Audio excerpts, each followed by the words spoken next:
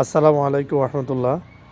আজকে আমি আপনাদের সাথে যে জানাজার নামাজের পড়া অবস্থায় আমাদের দেশে যে কুসংস্কার অথবা সুন্নত পরিপন্থী যে কাজগুলো হয়, এই বিষয় নিয়ে আপনাদের সাথে একটু আলোচনা করব। তো বিষয়টা হচ্ছে, গতদিন আমাদের এলাকার এক প্রতিবেশী মারা যায়। তো আমি যখন ওনার নামাজে মানে অ্যাটেন্ড করি, নামাজ পড়তে যাই, তখন হঠাৎ করে দেখলাম যে একজন ভাই আসলে আতর লাগাই দিতেছেন।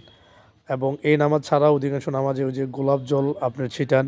আর আরেকটা প্রবলেম হচ্ছে যে যখন নামাজ অবস্থা দাঁড়ায়, সামনে মোটামুটি একটা বয়ান অথবা একটা ভাষণ চলে, যেগুলো আসলে ঠিক না।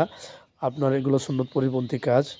আর আরেকটা বিষয় হচ্ছে যে জানাজার নামাজের যেই বিষয়গুলো আমাদের প্রয়োজনীয়, সেগুলো হচ্ছে যে দাঁড়ায় নামাজ পড়া, পাশাপাশি যে 4টা তাকবির আছে, 4টা তাকবির বলা ফরজ।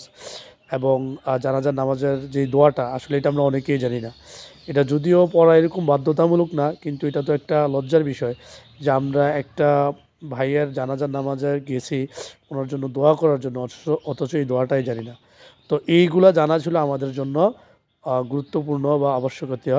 অথচ আমরা এগুলা বাদ দিয়ে আতর লাগাইতেছি, গোলাপ জল ছিটাইতেছি, কেউ কাতার নিয়ে এরকমভাবে ব্যস্ত। যদিও রাসূলের হাদিস থেকে ৩টা কাতারের কথা বলা আছে, কিন্তু এগুলো নিয়ে আমাদের মধ্যে একটা বিতর্কতা দেখা যায়। তো এইজন্য আমি, যারা আমার ভিডিও দেখেন, আমি তাদেরকে অনুরোধ করব অত্যন্তপক্ষে যেন আমরা ইসলামের মৌলিক যে জ্ঞানটা, এটা যেন আমরা জানি, ওই অনুযায়ী আমরা আমল করি। আর এই যে আতর লাগানো, পাশাপাশি এরকম গোলাপ জল ছিটানো, সামনে দাঁড়ায় একটা লম্বা এরকমভাবে বয়ান, সেটা আসলে মানুষকে অস্বস্তি করে দেয়।